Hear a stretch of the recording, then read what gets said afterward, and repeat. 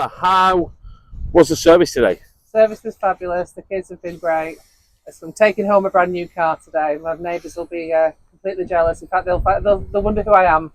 Fantastic. And why did you want to support Genuine Futures? Because I know a lot of kids out there if they can't get an experience, then nobody will give them any experience. So it's a vicious circle.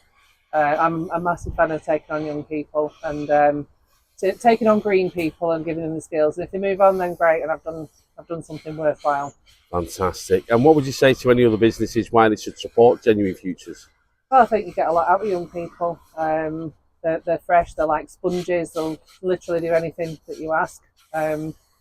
Within reason, but yeah, no, I've had a lot of success with young people, and I think they're very underrated.